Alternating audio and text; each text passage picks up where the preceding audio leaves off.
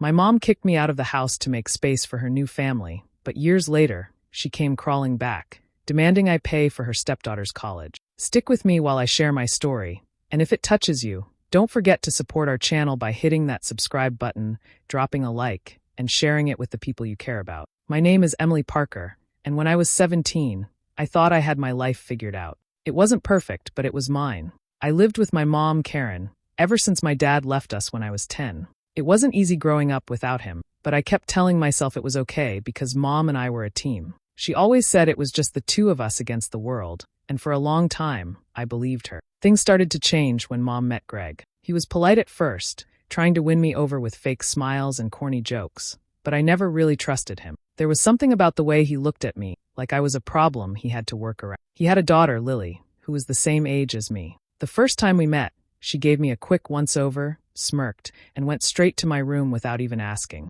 It was clear she felt entitled to whatever she wanted, and Mom didn't say a word about it. At first, I told myself I was overreacting. Maybe Greg just needed time to get used to me, and maybe Lily would warm up if I gave her a chance.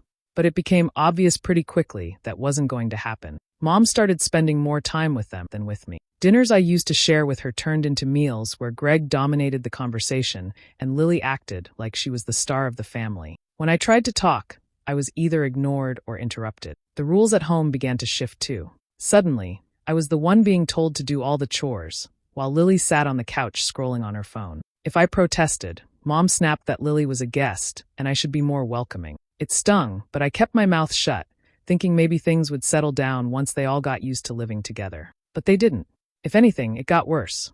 Mom started comparing me to Lily, telling me how well-behaved she was, how polite she was, and how much easier she was to live with. It felt like I couldn't do anything right anymore. Every time Lily rolled her eyes or made a sarcastic comment about me, Mom brushed it off. But if I so much as sighed, I was accused of having an attitude. The night everything came crashing down, I had just gotten home from my part-time job at the grocery store. I was exhausted, still in my uniform, and I found Lily sprawled across my bed, painting her nails. My backpack had been tossed on the floor, and she was using my laptop like it belonged to her. I snapped.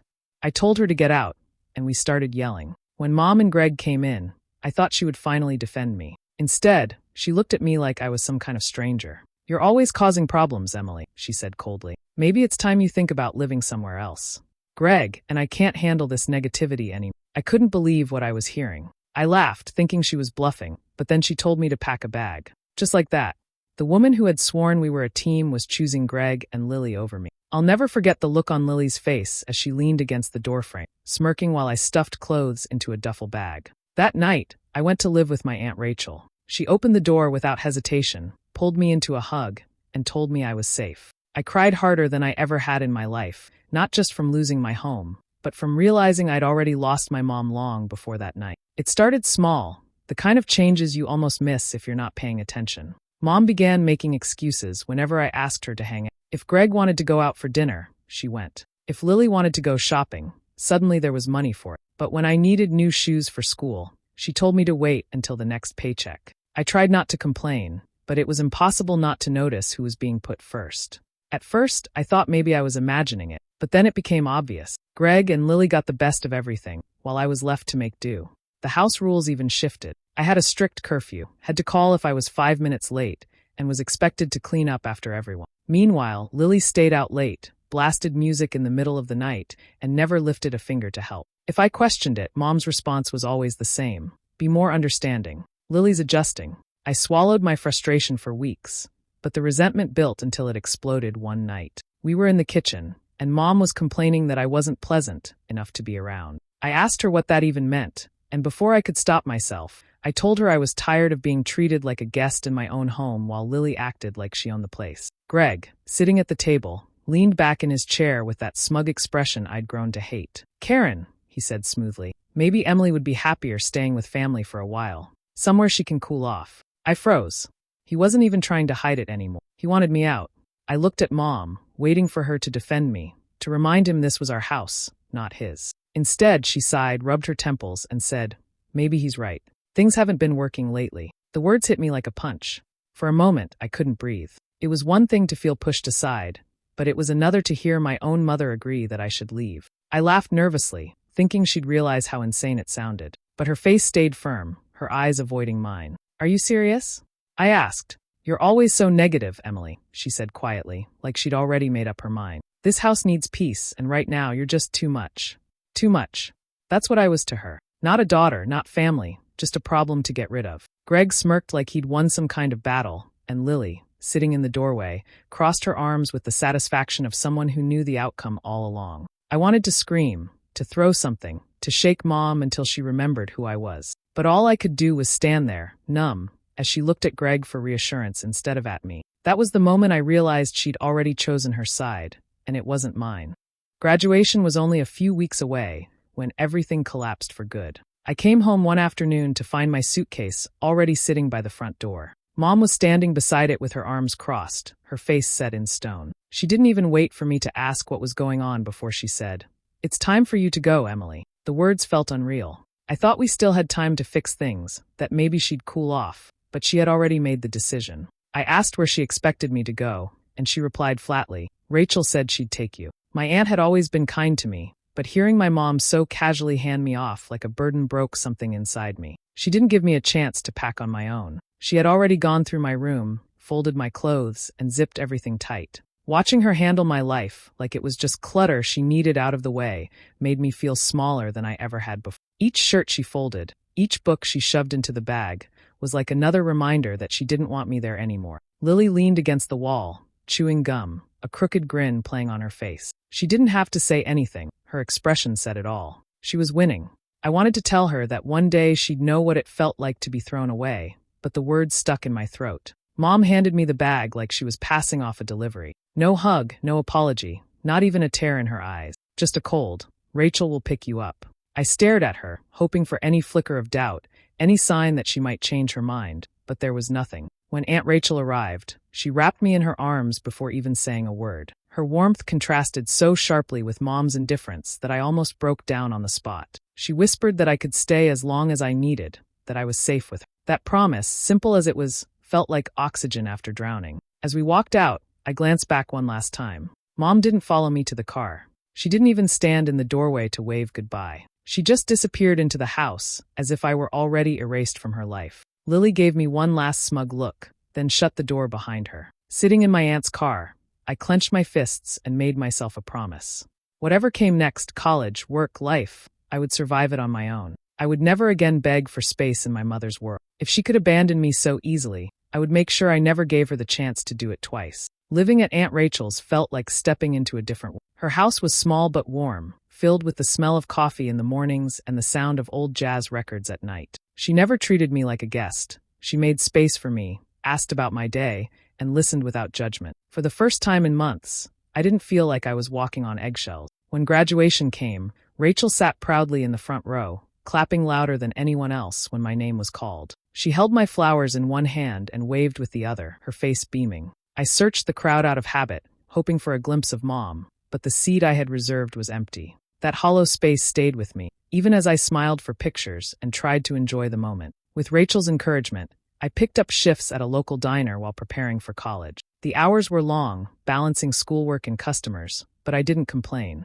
Every paycheck I earned meant freedom. I saved what I could, filled out scholarship applications, and learned to stretch every dollar. While other students spent weekends at parties, I was bussing tables or studying in the quiet corner of the library. It wasn't easy, but it was mine. Rachel made sure I never felt alone. She quizzed me before exams, left encouraging notes in my lunch bag, and celebrated even the smallest victory. When I got my acceptance letter, she cried harder than I did, telling me I had earned every bit of it. Her faith in me became the anchor I leaned on whenever self-doubt crept in. Mom's presence shrank into the background of my life. The only reminders of her came once a year in the form of a short text. "Happy birthday, Em." No calls, no visits, no effort to repair what she had broken. The words felt empty, like she was checking a box rather than reaching out. I never responded. Part of me wanted to, but I knew any reply would reopen wounds I was trying to let heal. College was a grind. I juggled early morning classes, double shifts at the diner, and late nights studying until my eyes burned.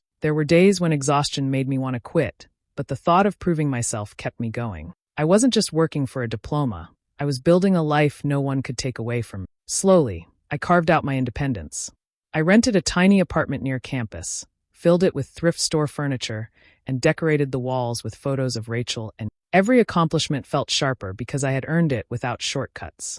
But the betrayal still lingered in quiet moments. Walking past families laughing together, overhearing classmates talk about their parents paying tuition. I couldn't help but wonder why my own mother had never wanted that for me. Still, I refused to let bitterness define me. I held on to the kindness Rachel showed me, the resilience I had built through struggle, and the belief that I deserved better than what I had been given. By the time I reached the end of college, I knew one thing for certain. I was no longer the girl waiting for her mother's approval. I was building something stronger, on my own terms. After years of sleepless nights and endless hours balancing work and study, my efforts finally paid off. Scholarships covered most of my tuition, and the rest I handled through persistence and determination. Walking across the stage to receive my degree felt like conquering a mountain I had been climbing for years. The applause echoed, but what mattered most was knowing I had reached that moment entirely on my own. The day I started my first real job, I couldn't stop smiling. It wasn't glamorous, but the paycheck was solid, the office stable, and the opportunities ahead felt limitless. For once, I didn't have to worry about scraping together enough for rent or skipping meals to save a few dollars. I furnished a small but cozy apartment and began to taste the freedom that came with financial security. Every bill I paid, every milestone I hit, reminded me that I owed none of it to the woman who had cast me aside. Through it all, Aunt Rachel remained by my side. She celebrated each accomplishment as if it were her own. When I signed the contract for my job, she hugged me so tightly I could barely breathe and whispered how proud she was. Over the years, her steady support filled the space my mother had abandoned. She wasn't just family anymore. She was the parent I had needed all along. Our bond grew unshakable, forged through the countless times she showed up when no one else did. There were moments when whispers from extended family reached me. They spoke cautiously, as though testing the waters, about Karen and Greg's marriage. Arguments, financial strain, and distance had chipped away at their picture-perfect act. Some cousins hinted that things weren't going well, that the happiness they had flaunted in the beginning had soured. I listened politely but never asked for detail. Their problems were theirs, not mine. The life they chose no longer had power over me. Instead, I poured my energy into shaping the future I wanted. I advanced quickly at work, taking on responsibilities that challenged me. My confidence grew with every project I completed successfully. I even managed to take Aunt Rachel on a weekend trip to the coast, something she had always dreamed of but never thought possible. Watching her eyes light up as we walked the shoreline made all the long nights of studying and hustling worth it. The contrast between what I had built and what I had left behind couldn't have been clearer. Without Karen's presence, I found peace. Without her approval, I discovered strength. I didn't need her guidance, her money, or her validation. My achievements stood as proof that I was more than the daughter she had dismissed. Even when relatives dropped hints about how hard things had become for her, I felt nothing but distance. There was no satisfaction, no desire for revenge in those moments, only clarity. Her struggles were the natural consequence of her choices, and I had long since stopped carrying the weight of them. My life was moving forward, brighter and steadier than I had ever thought possible, and nothing she did could change that. It had been years since I last heard her voice when my phone lit up with her number. For a long moment, I just stared at the screen, debating whether to answer. Part of me wondered if something had happened, if this was finally the moment she would admit what she'd done and try to make things right. Against my better judgment, I picked up. Her tone was unusually sweet, almost rehearsed. She asked how I was doing, commented that it had been too long, and pretended as if there weren't miles of silence between us. I kept my answers short, waiting for the real reason she had called. Sure enough, after a few pleasantries, she shifted. She brought up Lily. Apparently, her daughter had been accepted into an expensive university, one of those names people brag about at dinner parties. There was pride in her voice, but it was laced with something else, worry. She explained how the tuition was more than they could manage, how the financial aid hadn't covered enough, how Lily's dreams might slip away without help. I sat there listening, my jaw tight, wondering where this was leading. Then she said it plainly. "You're doing well for yourself, Emily. You've got a good job now. Maybe you could help out your sister." The word sister rolled off her tongue like it should have meant something to me. She didn't ask if I could manage it. She didn't ask how I felt about it. She spoke as if my success automatically belonged to her, as if I owed them a piece of what I had fought so hard for. When I didn't respond right away, she tried to press harder. She reminded me that family should take care of each other. She said I had been fortunate, that the least I could do was give back. There was no apology hidden in her words, no recognition of what she had done to me years before. This wasn't about reconnecting. It was about money. I let her keep talking, my mind caught between disbelief and fury. After all the years of silence, after all the times she ignored me, this was what finally made her dial my number. Not to make amends, not to check on me, but to ask for help with the very person she had chosen over me. Her voice softened, almost coaxing now as she said, "Think about it, Emily. Lily deserves this chance. Don't be selfish." Selfish. That word echoed in my head long after I hung up. I couldn't believe what I had just heard. The same woman who once packed my things and told me to leave was now asking me to foot the bill for Lily's future. My chest tightened as I gripped the phone, struggling to process the audacity. When I didn't answer right away, she filled the silence with words meant to sting. "You wouldn't be where you are if it weren't for me," she said sharply. "I raised you, Emily. Everything you've accomplished started with me." I nearly laughed, but the anger boiling inside me kept my voice steady. She continued without pause, her tone shifting from self-righteous to pleading. "Lily is your sister. Don't you care about her? She deserves this chance. You can't turn your back on family." That word again, family. The same excuse she had used to justify replacing me all those years ago. She wielded it like a weapon, hoping I'd fold under the weight of guilt. When I still didn't give her the answer she wanted, she pressed harder. "Don't be selfish, Emily. You've got more than enough now. Helping Lily won't hurt you. Real family takes care of each other." Her words were meant to bind me, but instead they snapped something loose. In that moment, it became crystal clear. She hadn't called to reconnect, to apologize, or to ask for forgiveness. She didn't want a daughter back. She wanted a wallet.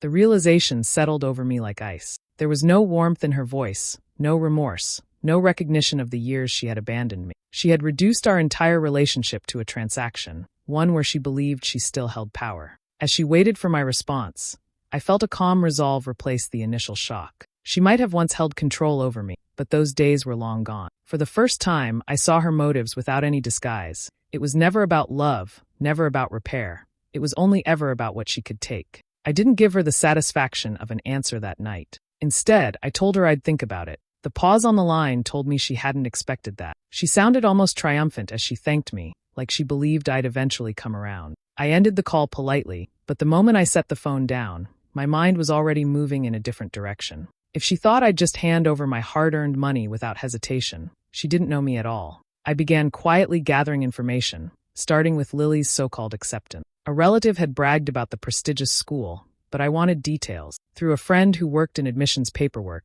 I managed to glance at parts of Lily's application. What I saw made my jaw tighten. The essays were suspiciously polished, far beyond the tone I remembered from Lily's smug high school assignment. A quick search confirmed my instincts.